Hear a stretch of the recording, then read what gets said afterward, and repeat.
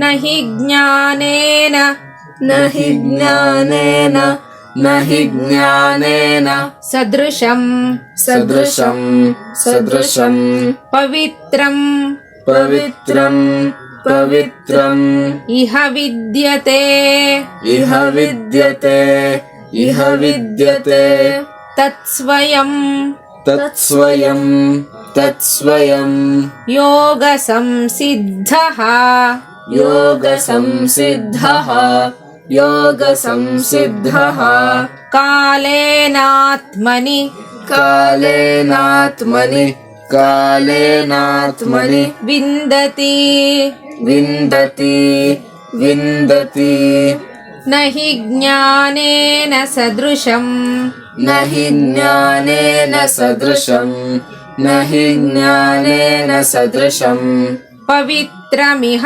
विद्यते पवित्रमिह विद्यते पवित्रमिह विद्यते तत्स्वयं योगसंसिद्धः तत्स्वयं योगसंसिद्धः तत्स्वयं योगसंसिद्धः कालेनात्मनि विन्दति कालेनात्मनि विन्दति कालेनात्मनि विन्दति न हि ज्ञानेन सदृशं पवित्रमिह विद्यते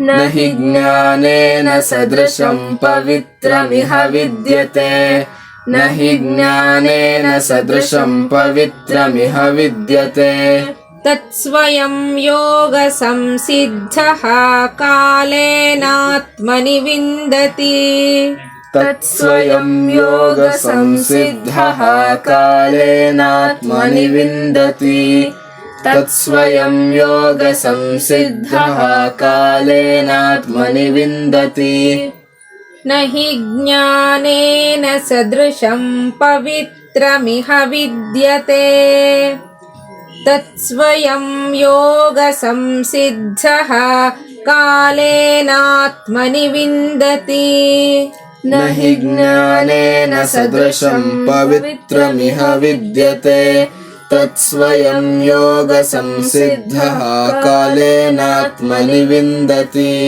न हि ज्ञानेन सदृशं पवित्रमिह विद्यते तत्स्वयं योगसंसिद्धः कालेनात्मनि विन्दति न हि ज्ञानेन सदृशं पवित्रमिह विद्यते तत्स्वयं योगसंसिद्धः ಕಾಲೇನಾತ್ಮನಿ ವಿಂದತಿ. ಭಗವಂತ ಅರ್ಜುನನಿಗೆ ಹೇಳ್ತಾ ಇದ್ದಾನೆ, ಜ್ಞಾನವನ್ನು ಪಡ್ಕೋಬೇಕು. ಪ್ರತಿಯೊಂದಕ್ಕೂ ಜ್ಞಾನವೇ ಉಪಾಯ, ಅದೇ ಶ್ರೇಷ್ಠವಾದ್ದು. ಜ್ಞಾನಂ ಕಥಂ ನಾಶಯತಿ ಪಾಪಂ ಅಂತ ಅರ್ಜುನ ಕೇಳಿದ್ದಕ್ಕೆ ಭಗವಂತ, ಜ್ಞಾನ ಬೆಂಕಿ ಹೇಗೆ ಕಟ್ಟಿಗೆಯನ್ನ ಸುಟ್ಟು ಬೂದಿ ಮಾಡುತ್ತೋ ಹಾಗೆ ಜ್ಞಾನ ಕರ್ಮಗಳೆಲ್ಲವನ್ನು ಬೂದಿ ಮಾಡುತ್ತೆ ಅಂತ ಹೇಳ್ತಾನೆ. ನಹಿ ಜ್ಞಾನೇನ ಸದೃಶಂ ಅನ್ನೋದಕ್ಕೆ ಆಚಾರ್ಯರು ಭಾಷ್ಯವನ್ನು ಬರೀತಾರೆ. ನಹಿ ಜ್ಞಾನೇನ ಸದೃಶಂ ತುಲ್ಯಂ ಪವಿತ್ರಂ ಪಾವನಂ ಶುದ್ಧಿಕರಂ ಇಹ ವಿದ್ಯತೆ ತಜ್ಞಾನಂ ಸ್ವಯಮೇವ ಯೋಗ ಸಂಸಿದ್ಧಃ ಯೋಗೇನ ಕರ್ಮಯೋಗೇನ ಸಮಾಧಿಯೋಗೇನ ಚ ಸಂಸಿದ್ಧಃ ಸಂಸ್ಕೃತಃ ಯೋಗ್ಯತಾಂ ಆಪನ್ನಃ ಸನ್ ಮುಮುಕ್ಷುಃ ಕಾಲೇನ ಮಹತಾ ಆತ್ಮನಿ ವಿಂದತಿ ಲಭತೆ ಇತ್ಯರ್ಥಃ. ಜ್ಞಾನಕ್ಕೆ ಸದೃಶವಾದ ಸಮವಾಗಿರೋ ಪವಿತ್ರವಾದ ಪಾವನವಾದ ಶುದ್ಧಿಗೊಳಿಸೋ ವಸ್ತು ಈ ಲೋಕದಲ್ಲಿ ಬೇರೆ ಇಲ್ಲವೇ ಇಲ್ಲ. ಅಂದ್ರೆ ಜ್ಞಾನಕ್ಕೆ ಸಮನಾಗಿರುವಂಥದ್ದು ಈ ಲೋಕದಲ್ಲಿ ಯಾವುದೂ ಇಲ್ಲ. ಈ ಜ್ಞಾನವನ್ನ ಯೋಗ ಸಂಸಿದ್ಧನಾಗಿ ಯೋಗದಿಂದ ಅಂದ್ರೆ ಕರ್ಮಯೋಗದಿಂದಲೂ ಸಮಾಧಿ ಯೋಗದಿಂದಲೂ ಸಂಸ್ಕಾರ ಹೊಂದಿ ಜ್ಞಾನಕ್ಕೆ ಯೋಗ್ಯತೆಯನ್ನ ಹೊಂದಿದವನಾಗಿ ಸಂಸ್ಕಾರ ಹೊಂದೋದು ಅಂದ್ರೆ ಕರ್ಮಯೋಗ ಜ್ಞಾನಕ್ಕೆ ಬಹಿರಂಗವಾದ ಉಪಾಯ, ಧ್ಯಾನ ಯೋಗ ಅಂತರಂಗವಾದ ಉಪಾಯ ಅಂತ ಹೇಳ್ತಾನೆ ಭಗವಂತ. ಇದನ್ನೇ ಸಂಸ್ಕಾರ ಹೊಂದೋದು ಅಂತ ಹೇಳೋದು. ಯೋಗ ಅಂತ ಅಂದ್ರೆ ಇಲ್ಲಿ ಆತ್ಮಜ್ಞಾನವೇ. ಅದರಿಂದ ಹೇಳ್ತಾನೆ ಯೋಗದಿಂದಲೂ ಸಮಾಧಿ ಯೋಗದಿಂದಲೂ ಸಂಸ್ಕಾರ ಹೊಂದಿ ಅಂತ. ಕರ್ಮಯೋಗದಿಂದ ಮತ್ತೆ ಸಮಾಧಿ ಯೋಗದಿಂದ ಸಂಸ್ಕಾರವನ್ನ ಹೊಂದಬೇಕು. ಸಂಸ್ಕಾರ ಹೊಂದುವುದು ಅಂದ್ರೆ ಕರ್ಮಯೋಗ ಜ್ಞಾನಕ್ಕೆ ಬಹಿರಂಗವಾದ ಉಪಾಯ, ಧ್ಯಾನ ಯೋಗ ಅಂತರಂಗವಾದ ಉಪಾಯ ಅಂತ ಹೇಳ್ತಾನೆ.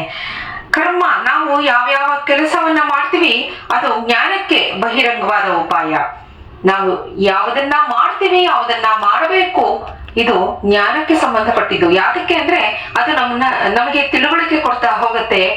ಹಾಗೆ ಈ ಧ್ಯಾನ ಯೋಗ ಅನ್ನೋದು ಅಂತರಂಗವಾದ ಉಪಾಯ. ಧ್ಯಾನದಿಂದ ಪರಮಾತ್ಮನನ್ನ ಹೊಂದಬಹುದು ಅಂತ ಹೇಳ್ತಾರಲ್ವಾ. ಅದಕ್ಕೆ ಧ್ಯಾನಸ್ಥನಾಗಿದ್ದಾಗ್ಲೇನೆ ಪರಮಾತ್ಮನನ್ನ ಹೊಂದೋಕೆ ಸಾಧ್ಯ. ಆದ್ದರಿಂದ ಈ ಎರಡರಿಂದಲೂ ಚಿತ್ತ ಸಂಸ್ಕಾರವಾದವನಿಗೆ ಜ್ಞಾನ ಉಂಟಾಗೋದು ಅಂತ ಹೇಳ್ತಾರೆ. ಸ್ನೇಹಿತರೆ, ವೇದಾಂತ ರಹಸ್ಯವನ್ನ ಒಳಗೊಂಡಿರುವಂತ ಲಲಿತಾ ಸಹಸ್ರನಾಮದಲ್ಲಿ ಒಂದು ನಾಮ ಬರುತ್ತೆ, ಅಂತರ್ಮುಖ ಸಮಾರಾಧ್ಯ ಬಹಿರ್ಮುಖ ಸುದುರ್ಲಭ ಅಂತ. ಅವಳು ಹೇಗಿರ್ತಾಳೆ ಲಲಿತಾ ಪರಮೇಶ್ವರಿ, ಹೇಗೆ ನಮಗೆ ಅವಳ ಸಾನ್ನಿಧ್ಯ ದೊರಕತ್ತೆ ಅಂತ ಅಂದ್ರೆ ಅಂತರ್ಮುಖ ಸಮಾರಾಧ್ಯ ಅಂತ ಹೇಳ್ತಾಳೆ. ಅಂತರ್ಮುಖಿಯಾಗಿ ಯಾರು ಆರಾಧನೆಯನ್ನ ಮಾಡ್ತಾರೋ, ಯೋಗದಿಂದ ಯಾರು ಆರಾಧನೆಯನ್ನ ಮಾಡ್ತಾರೋ, ಯೋಗದಿಂದ ಆರಾಧನೆ ಮಾಡ್ತಾರೆ ಅಂದ್ರೆ ಕುಂಡಲಿನಿಯನ್ನ ಜಾಗೃತ ಮಾಡ್ಕೊಳ್ಳೋದು ಅಂತ. ಆ ಎಲ್ಲ ಚಕ್ರಗಳನ್ನು ಭೇದಿಸ್ಕೊಂಡು ಕುಂಡಲಿನಿ ಸಹಸ್ರಾರಕ್ಕೆ ಹೋಗುತ್ತಲ್ಲ, ಅದನ್ನ ಹೇಳ್ತಾಳೆ ಭಗವತಿ ಲಲಿತಾ ಪರಮೇಶ್ವರಿ ಹೇಳ್ತಾಳೆ, ಅಂತರ್ಮುಖ ಸಮಾರಾಧ್ಯ. ಯಾರು ಅಂತರ್ಮುಖಿಯಾಗಿ ನನ್ನನ್ನ ಆರಾಧನೆ ಮಾಡ್ತಾನೋ ಅವನಿಗೆ ನಾನು ಸುಲಭಳು, ನಾನು ಅವನಿಗೆ ದೊರಕ್ತೀನಿ. ಬಹಿರ್ಮುಖ ಸುದುರ್ಲಭ. ಯಾರು ಬಹಿರ್ಮುಖನಾಗಿ ಕೇವಲ ಕರ್ಮಗಳನ್ನೇ ಆಚರಿಸ್ಕೊಂಡು ಇರ್ತಾನೋ ಅವನಿಗೆ ದುರ್ಲಭಳು ನಾನು ಅಂತ. ಅದಕ್ಕೆ ಯೋಗದಿಂದ, ಧ್ಯಾನ ಯೋಗ, ಈ ರೀತಿಯಾದ ಯೋಗಗಳಿಂದ ಅವಳನ್ನ ಪಡೆಯೋಕೆ ಸಾಧ್ಯ ಅಂತ. ಅದನ್ನೇ ಭಗವಂತ ಹೇಳ್ತಾನೆ, ಚಿತ್ತ ಸಂಸ್ಕಾರವಾಗಬೇಕು. ಚಿತ್ತ ಸಂಸ್ಕಾರವಾದಾಗ್ಲೇ ಜ್ಞಾನ ಉಂಟಾಗೋದು. ಇದನ್ನ ಮೋಕ್ಷವಾದವನು ಬಹುಕಾಲದ ಮೇಲೆ ತನ್ನಲ್ಲಿ ತಾನೇ ಪಡ್ಕೋತಾನೆ, ಅದನ್ನ ಅವನು ಹೊಂದುತ್ತಾನೆ ಅಂತ. ಮೋಕ್ಷವಾದವನು ಅಂದ್ರೆ ಮುಮುಕ್ಷು ಅಂತಂದ್ರೆ ಅವನು ಜ್ಞಾನಿಯಾದವನಿಗೆ ಮಾತ್ರ ಮುಮುಕ್ಷು ಅಂತ ಹೇಳೋದು. ಆ ಜ್ಞಾನಿಯಾದವನಿಗೆ ಅಂದ್ರೆ ಆ ಜ್ಞಾನಿಯಾದವನಿಗೆ ಚಿತ್ತ ಆಗಿರ್ಬೇಕು. ಅವನು ಎಲ್ಲ ಅಂದ್ರೆ ಮೊದಲೇ ಹೇಳಿದ ಹಾಗೆ ಬಹಿರಂಗವಾದ ಕರ್ಮಯೋಗ ಜ್ಞಾನಕ್ಕೆ ಬಹಿರಂಗವಾದ ಉಪಾಯ ಇದು. ಇನ್ನೊಂದು ಧ್ಯಾನ ಯೋಗ ಅನ್ನೋದು ಅಂತರಂಗ ಉಪಾಯ ಅಂತ. ಈ ಅಂತರ್ಮುಖಿಯಾಗಿ ಯಾರಿರ್ತಾನೋ ಅದರ ಮೂಲಕ ಭಗವಂತನ ಚಿಂತನೆಯನ್ನ ಯಾರು ಮಾಡ್ತಾನೆ ಇರ್ತಾನೋ ಆ ಜ್ಞಾನಿಯನ್ನೇ ಮುಮುಕ್ಷು ಅಂತ ಕರೆಯೋದು. ಅವನು ಬಹುಕಾಲವಾದ ಮೇಲೆ ಅಂದ್ರೆ ಆ ಚಿತ್ತವನ್ನ ಅವನು ಆ ಯೋಗದ ಮೂಲಕ, ಆತ್ಮಚಿಂತನೆಯ ಮೂಲಕ ತನ್ನನ್ನ ತಾನು ಸಂಸ್ಕಾರವಂತನಾಗಿ ಮಾಡ್ಕೋತಾ ಇರ್ತಾನೆ. ಚಿತ್ತ ಸಂಸ್ಕಾರ ಅಂತ ಅದನ್ನೇ ಹೇಳೋದು. ಅವನು ಅದರಲ್ಲಿ ಅವನನ್ನ ತೊಡಗಿಸ್ಕೊಂಡ್ಬಿಡ್ತಾನೆ ಸಂಪೂರ್ಣವಾಗಿ. ಯಾವಾಗ ಅವನು ಸಂಪೂರ್ಣವಾಗಿ ತನ್ನನ್ನ ತಾನು ಅದರಲ್ಲಿ ತೊಡಗಿಸ್ಕೊತಾನೋ ಆಗ ಅವನು ಆ ಆತ್ಮ ಸಾಕ್ಷಾತ್ಕಾರ ಅಂತ ಏನೋ ಭಗವಂತ ಹೇಳ್ತಾನೆ ಅದನ್ನ ಹೊಂದುತ್ತಾನೆ ಅಂತ ಅರ್ಜುನನಿಗೆ ಭಗವಂತ ಹೇಳ್ತಾ ಇದ್ದಾನೆ. ನಾಳೆ ಮುಂದಿನ ಶ್ಲೋಕವನ್ನು ನೋಡೋಣ. ನಮಸ್ಕಾರ.